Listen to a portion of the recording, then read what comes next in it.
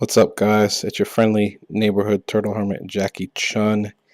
It is 2 in the morning, and I have nothing better to do, so I'm just going to narrate this for you guys. Yeah, this is a battle against one of my newer subscribers. Goes by the name of Icebladefireblade202, and we're just going to jump right into it. Leading with Skarm, he's going to lead with Alakazam, and I'm going to switch out, fearing the possible Trick or Focus Blast, and go to Dusknoir, which was actually risky since Trick would really mess this Dusknoir up. But nothing on this team appreciates Trick anyway. But he does go for Focus Blast, and he misses. Really wanted to test my opponent out by using this team so I can get a feel for what level he's at as a player, which sounds bad, I know, but then again, it's a strategy a lot of skilled players use, so I'm just going to be getting information pretty much for most of this game. Didn't see any Life Orb recoil, so I thought it was choice. So I stayed in and go for the Shadow Sneak, but he shows he's not choiced. He goes for Shadow Ball, and normally I would have enough special defense to survive that, but he got a crit since that Dusknoir had enough special defense to take a Shadow Ball from Gengar. So don't have too much else to take Zam on, so I went to Snorlax, but he switches out, goes to Jirachi, and I went for the Body Slam just to scout what he wanted to do. And I see leftovers, so it's not choice, and it's probably not mixed either. So I tried for the Earthquake, but I got flinched by Iron Head, and I thought this could be substitute Thunder Wave set. So I go to Swampert since Pert walls that set, but he goes for Body Slam. Thankfully, I don't get paralyzed, and I thought for a while who to go to in real time here. It really sucks because I don't have Dusknoir anymore to burn up PP on his Body Slams, since I would easily be able to wall Jirachi if Dusknoir was alive. So decided to try my luck, go back to Skarm to set up the spikes after getting rocks up. He does stick with Body Slam. Gets the paralysis off this time, but I do have the Lumberry. This was another risky play on my part since he could have Fire Punch. It's possible it could be a Witch Passer set as well, although I don't know what type of bulk it has.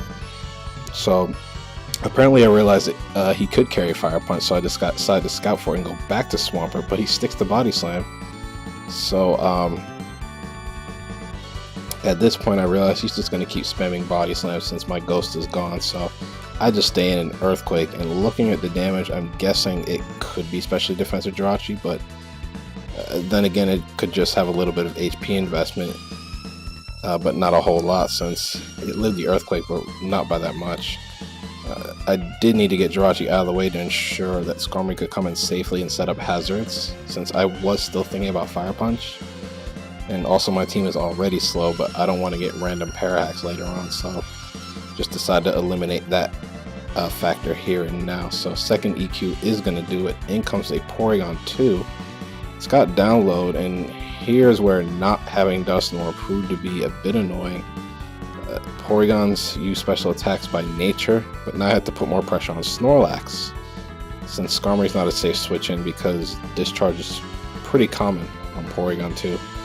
It goes for Tri-Attack, and because of the boost it's a 3-hit KO, and at this point I'm taking stock of the situation. I want to stack hazards, but I'm hoping he doesn't have a spinner, and I also want to continue scouting to get a feel for my opponent's playstyle and see how he reacts to different situations, and just get info on his movesets at the same time.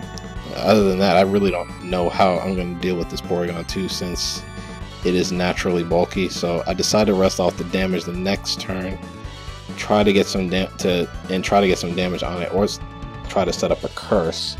But on the next try attack, he gets the freeze hacks, unfortunately. So now I can't stay in, so I'm going to have to go to Skarm, which normally would be a risky play since he could have predicted the switch and went for Discharge. But the way he's been playing so far, I figured he'd keep spamming Tri Attack since I no longer have a Ghost, but he actually goes to Delayed.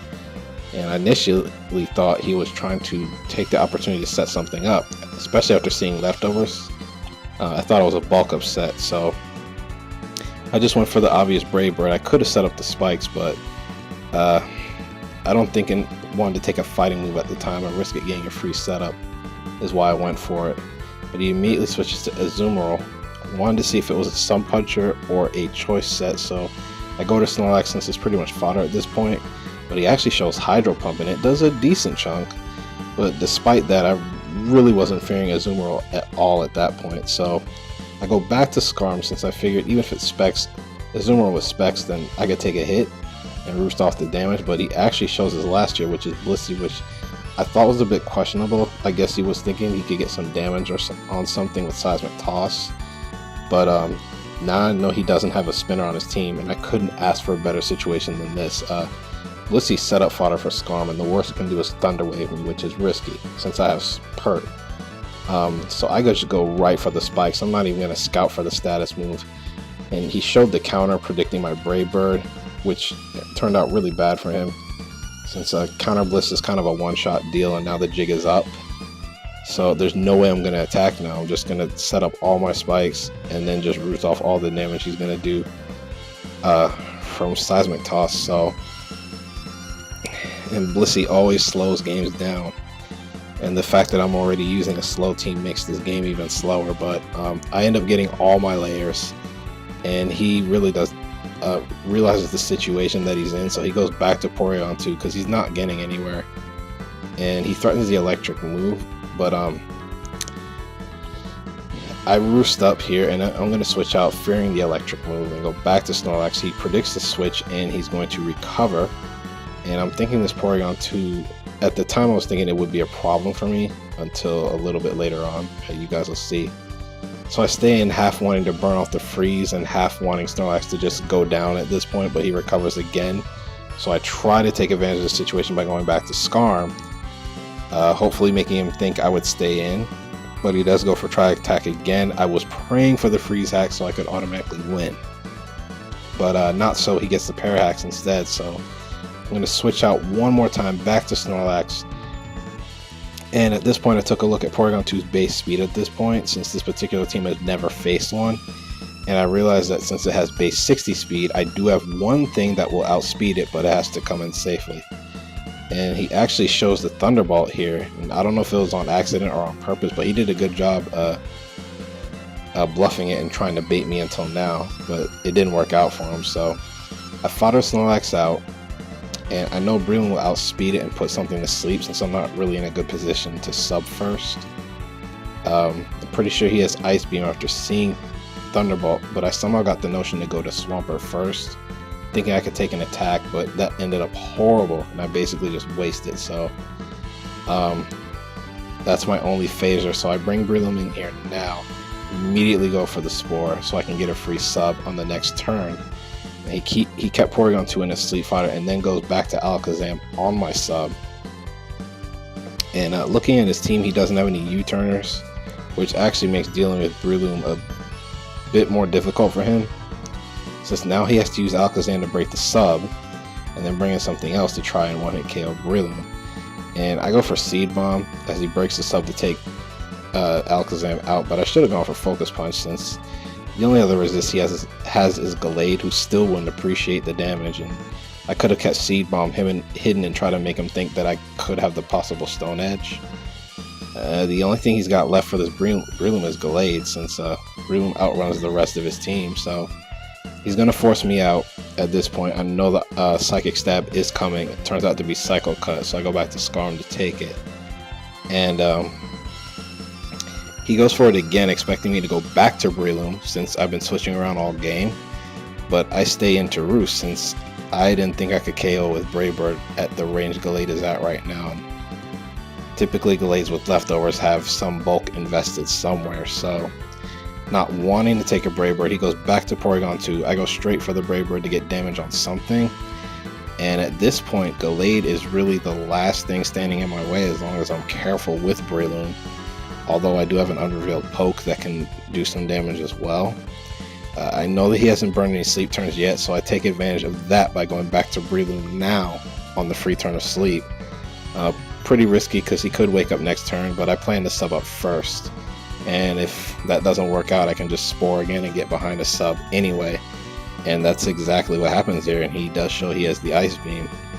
So at this point, he's just going to leave Porygon 2 in once I throw a Spore in its face. And after I set up the sub, I'm going to finish this thing off with a Focus Punch. And he's just going to leave his Porygon 2 in as death fodder at this point, just so he can get a free switch into something else.